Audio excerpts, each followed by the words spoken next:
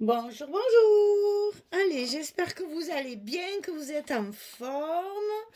Et on va continuer notre brocato pour faire le bloc numéro 4, le dernier, et la page numéro 7. Donc cette page-là, il va y avoir une cascade décalée.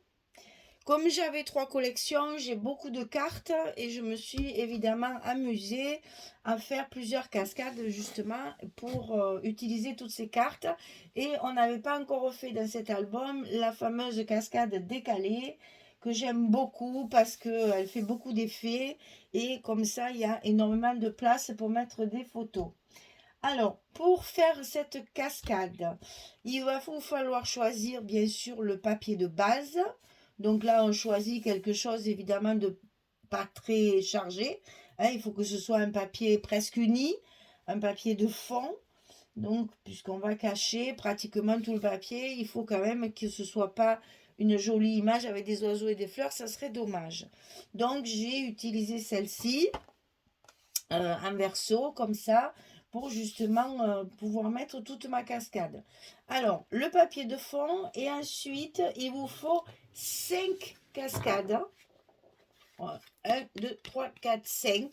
Donc, 5 cascades qui sont de 13 cm sur 16. Et sur le côté 13, on plie à 11 pour avoir nos cartes 11-16. Et donc, on a notre petite languette pour glisser dans les encoches, hein, dans les petites fentes qu'on va faire. Donc, 5 fois ça pour faire la cascade. Ça, on le fera après. Alors, pour la cascade décalée, je vous ai tout calculé pour que ce soit plus facile après pour la centrer et pour que ce soit bien régulier. Alors, ici en haut, en fait, j'ai fait un cadre d'abord, hein. Donc, ici en haut, j'ai mis 6 mm et en bas 6 mm. Donc, ici, je trace un trait tout le long à 6 mm. Ici en bas, je trace un trait tout le long à 6 mm. Ensuite, sur les côtés, de chaque côté de la cascade, enfin, du papier, ici, j'ai 8 mm et je trace un trait. Ici, 8 mm et je trace un trait. Ça, c'est le cadre qui va me servir pour appuyer ma première et ma dernière, hein. Voilà, pour qu'elle soit bien centrée sur le papier. Donc, en haut et en bas, il y a 6 mm. À gauche et à droite, il y a 8 mm. La première fente va être, puisque on va les mettre en paysage comme ceci, donc c'est du 16 cm là. Donc je pars de mon point de 8 mm ici et je vais faire la fente tout le long ici jusqu'à 16 cm. Ça, c'est la première fente de ma première cascade. La seconde cascade, elle sera du trait de 8 mm, hein. On va toujours partir du trait de 8 mm qui est tracé ici. Ici, on va la faire démarrer à 1,25. Donc ici, mon trait, il est à 1,25 du trait de 8 mm. Et je trace 16 cm. C'est la deuxième fente. La troisième, de mon trait de 8 mm, je viens mesurer 2,5 cm et je trace ma fente de 16 cm. Troisième. Pour la quatrième ici, de mon trait de 8 mm jusqu'au début, j'ai 3,75 cm. Et ici, je trace mes 16 cm. Et pour la dernière, de mon trait de 8 mm, je viens faire un repère à 5 cm. C'est tous les 25, tous les 0,25, hein. Et ici, je trace un trait, ma fente de 16 cm. Alors, je vais vous répéter tous les chiffres parce que j'ai tout écrit au crayon. Donc, 6, 6, 8, 8 mm. La première ici, ras du trait de 8 mm. Ici, 1,25. Ici, 2,5. Ici, 3,75. Et ici, 5. D'accord? Ça nous fait notre cascade décalée. Et comme ça, vous arrivez à mettre 5 cascades bien uniformément. Hein, elles sont aux mêmes distances. Je ne vous ai pas dit là, et je vois que je ne l'ai pas marqué. Je crois que c'est... Oui, on est à 2,9. Attention, c'est pas 3 cm. Hein. Ici et là, 2,9. Sinon, la dernière, si vous mettez 3 cm, la dernière, elle sera ras de la feuille. Il n'y aura pas les 6 mm. Hein. Donc, entre chaque fente, vous avez 2,9 cm. Et chaque fois décalé. Allez, je répète encore. 6, 6, 8, 8, 1,25, 2,5, 3,75, 5, 2,9, 2,9, 2,9, 2,9. Vous faites toutes vos fentes, vous préparez tout votre travail. Et ensuite, quand vous allez mettre vos cascades, vous allez commencer toujours par celle du bas. Tout le temps. Tout le temps, tout le temps, tout le temps. On commence par la dernière. Donc, on l'aligne bien sur nos petits repères. Ici et sur nos traits ici. Et là, on colle notre première cascade. Celle du bas, toujours en premier.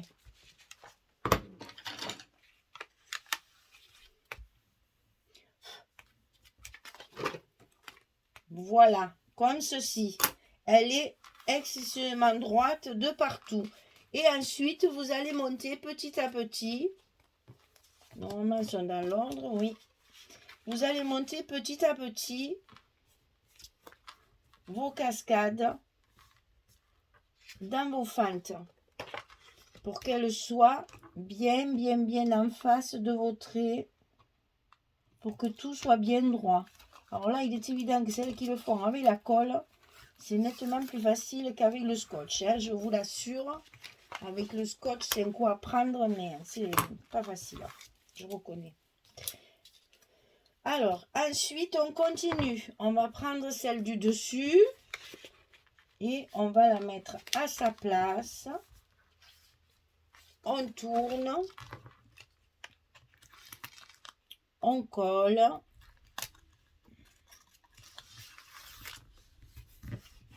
Voilà.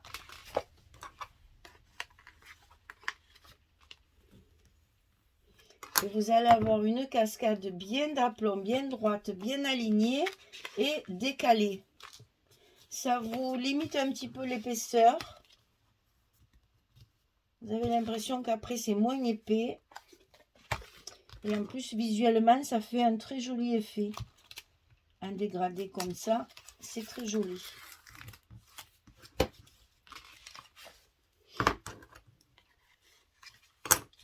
Bon, on n'oubliera pas bien évidemment d'effacer tous nos traits de repère parce que il y a beaucoup de coups de crayon et c'est pas très heureux, parce que c'est pas très joli. Donc on n'oubliera pas de bien gommer. Voilà, la première elle est difficile à mettre parce que elle est qu'à 6 mm, hein, donc faut rien déchirer. Hein. J'ai mis du scotch derrière pour consolider un petit peu. En fait, ma fente, elle est coupée dans la largeur de mon scotch pour justement consolider, pour que ça se déchire pas. Voilà. Donc voilà, mes cascades sont en place, bien régulières. Ici, vous avez toujours la même dimension et ici aussi, et elles sont décalées de façon à être centrées sur votre page. Quand la cascade est terminée, il reste à mettre le scotch sur les fentes. Alors, il est très important, même celles qui travaillent avec la colle, de coller vos fentes. Ça va solidifier l'ensemble. Et comme ça, quand vos cascades seront manipulées plusieurs fois, les fentes, elles restent en place sans aucun problème. Et sans que ça se déchire dans les angles. Voilà. On essaye toujours que notre travail dure dans le temps. on prend quand même beaucoup de temps pour faire tout ça. Donc, autant que ce soit solide. Voilà, et donc après, il reste à coller votre papier en place.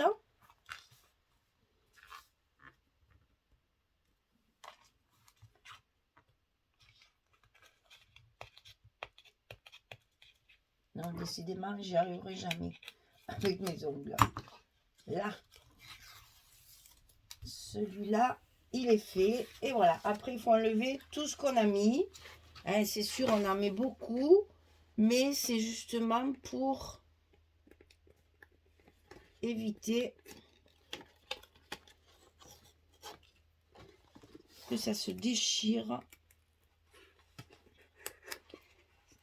Ça consolide tout l'ensemble.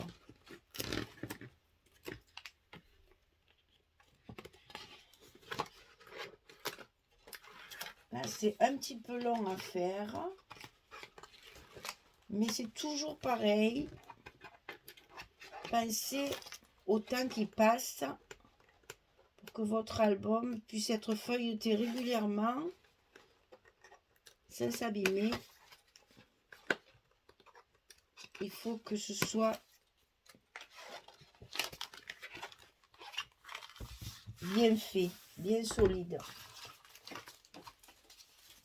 Alors, on met tout ça là à la poubelle et on y va de son plioir. N'oubliez pas d'effacer vos traits. Hein.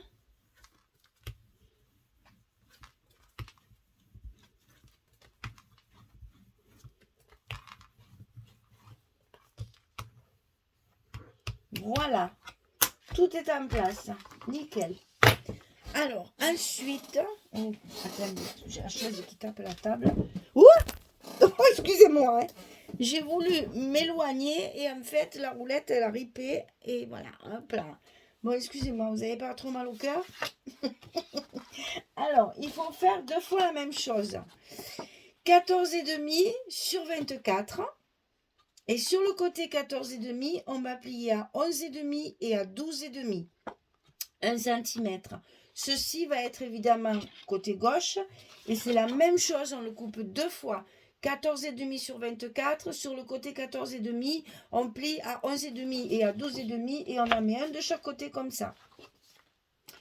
Sur ces pochettes, enfin sur ces rabats, on va faire des pochettes. Alors, je vais tout coller avant, comme ça, ce sera plus facile après à manipuler. Ici, en bas, on a une petite pochette comme ceci. Donc, celle-ci, elle fait 15,5 sur 4,5. Et sur le côté 15,5, je vais plier à 2 et à 13,5. Et je vais coller cette pochette en bas de mon rabat. Et je vais faire la même chose des deux côtés.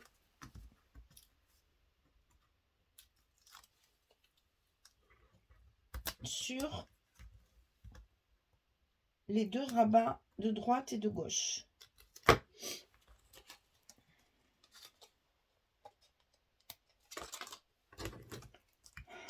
Ah, ce scotch rouge, il m'en veut. Hein. Voilà, on met ça en bas. Ici. Et on enlève le rouge. Et on appuie. Ensuite, sur le rabat, on va mettre une carte comme ceci. Donc 16 sur 13. Ah oui, j'ai mis 7 fois parce que c'est les mêmes en fait. Hein. Alors 16 sur 13 et on plie à 11. Hein. Voilà, ça donne les cascades de côté. Cette fois, elles sont en portrait. C'est les mêmes que ça, mais elles sont en portrait. Donc ça, il faut le coller ici, au milieu, entre le haut du rabat et la pochette. Attention de ne pas le coller sur la pochette, ça va vous gêner. Donc, il faut le centrer par rapport à ici, en haut, et en haut de la pochette. C'est pour ça qu'il faut coller la pochette en premier, pour pouvoir centrer votre petite cascade de côté, là, au bon endroit. Ça, je ne sais jamais comment m'y prendre, pour que le scotch Ne me joue pas des tours. Voilà. Donc ici, on a notre cascade de côté de coller. Et on va faire la même chose avec l'autre. C'est-à-dire 14,5, 24, 11,5, 12,5, 15,5, 4,5, on plie à 2, on plie à 13,5. On colle notre petite pochette à sa place en bas du rabat de droite.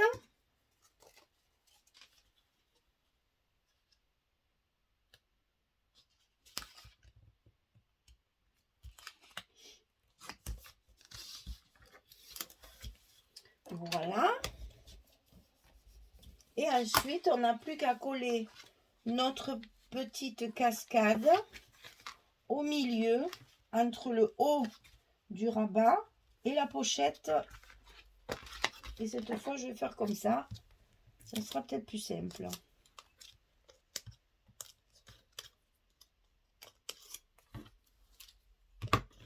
Voilà. Et donc ici, la pochette, la petite cascade est collée sur... Qu'est-ce que c'est que ça? Sur le rabat. Comme ça. Et donc ça, on n'a plus qu'à le glisser de chaque côté de notre bloc. C'est ce qui va nous faire la fermeture. Comme ceci. Normalement, ils ne se chevauchent pas. C'est parce que mes goussets sont fatigués à force de les manipuler dans tous les sens.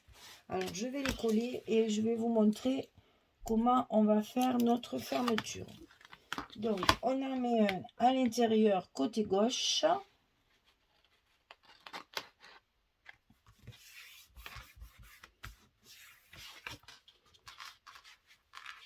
Et on en met un à l'intérieur côté droit.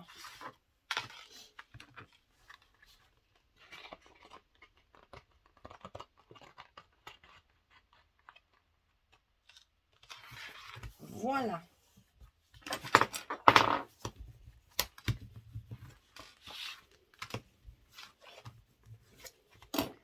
Alors, pour la fermeture, voilà, il ne faut pas que ça se chevauche. Hein, c'est l'un à côté de l'autre, comme ça.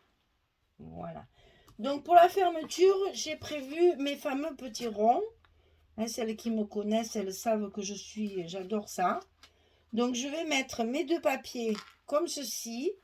Et ici, j'ai mis mes 4 ronds. Alors, comment je fais ça? Je coupe d'abord 4 ronds dans mon papier de base. Ici, il y a 5 épaisseurs en fait. Hein. Il y a 4 ronds dans mon papier de base et un rond dans le papier fantaisie. Je colle tout ça l'un sur l'autre. Je laisse bien sécher parce que du coup, c'est très très rigide.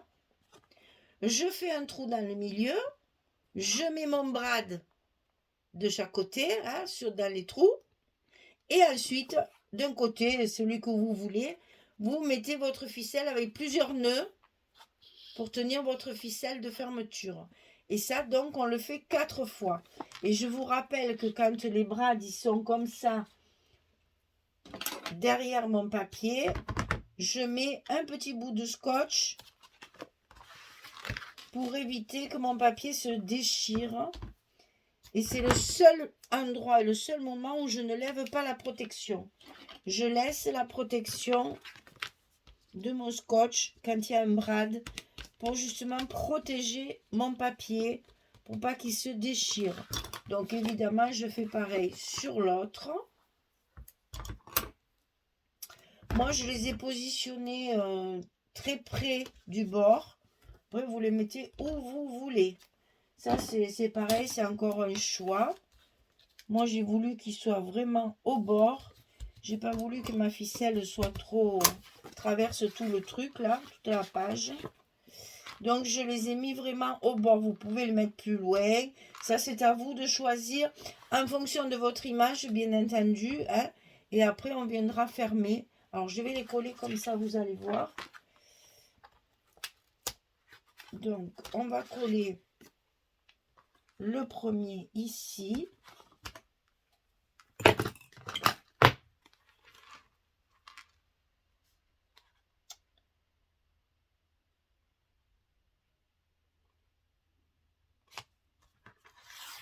Voilà.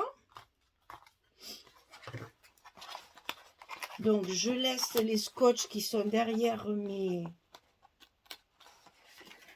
brades pour laisser la protection supplémentaire pour mon papier.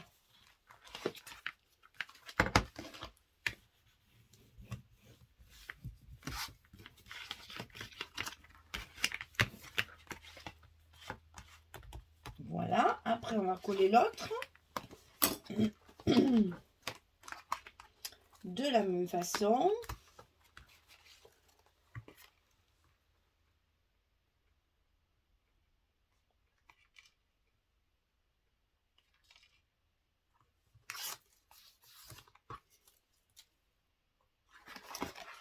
Et comme ça, on va pouvoir fermer notre page sans aimant et sans... Ça change un peu, hein.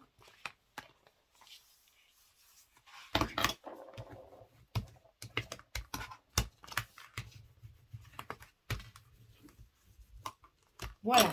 Alors, une fois que vos pages sont fermées, voilà, que les goussets sont bien en place, vous allez faire vos petits tortillons là, autour. Moi, je mettrai sûrement une petite breloque au bout de ma ficelle. Bon, moi, j'aime bien le faire à 8.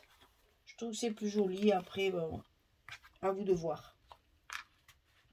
C'est pas la peine de trop serrer parce qu'à l'intérieur, la page est quand même relativement épaisse. Hein.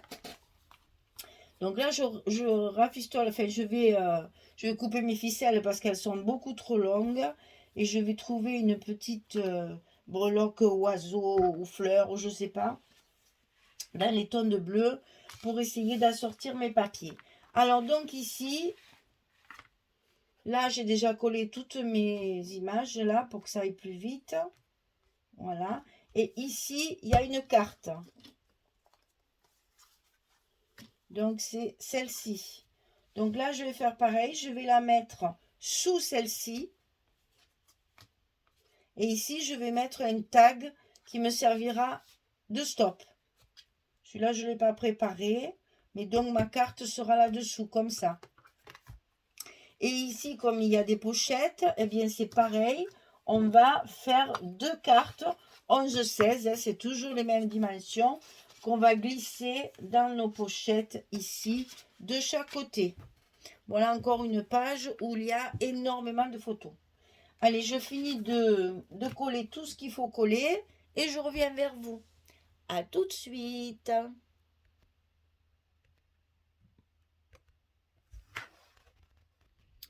Voilà, j'ai terminé ma petite cuisine là.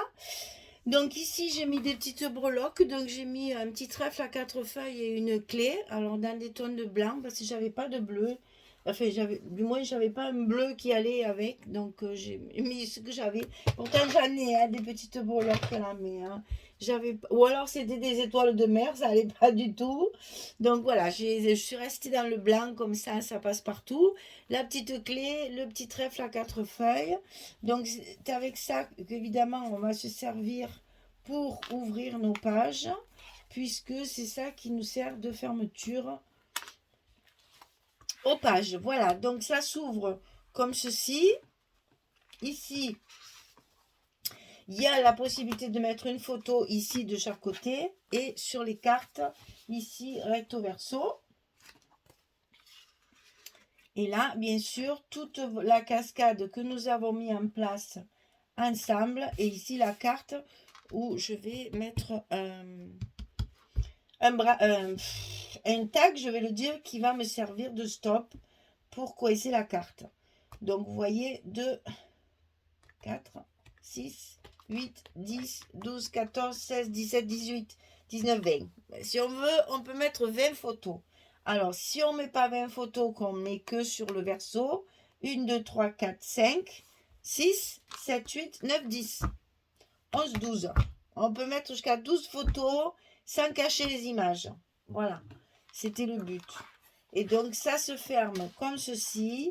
Et ici, on va s'amuser à faire des petits 8 pour bloquer notre page avec les petites breloques qui vont faire justement office... Non, j'ai mis à l'envers. Qui vont faire office de poids. Je commence par en bas. Voilà, pour que ça fasse pareil. Ici. Qui vont faire office de poids pour que la ficelle tienne bien. Voilà. Notre page numéro 7 est terminée. J'espère que ça vous plaît. J'espère que ça va vous inspirer. Et puis, nous allons faire notre dernière page après. On a bientôt fini cet album. Ça va vite hein, quand même. Enfin, ça va vite. Il y a un gros travail derrière de préparation. Mais c'est vrai qu'une fois que je filme, là, pouf, pouf, pouf, en 3 secondes, l'album, il est fini. C'est toujours bizarre. Ça me fait toujours bizarre. On met très longtemps à calculer la structure, à trouver les papiers, les ancrer, mettre le scotch, faire tous les petits trucs comme ça, les pochettes, si, mi, nanana. Puis après, une fois que je filme, que tout est préparé, pouf, pouf, à 5 minutes, la page est finie. Ça me fait toujours un peu drôle. Voilà, donc cette page numéro 7 est finie. Bloc numéro 4. Il nous reste la dernière à faire ensemble. Je vous remercie beaucoup et puis je vous dis à très très vite pour la fin de cet album. Au revoir tout le monde.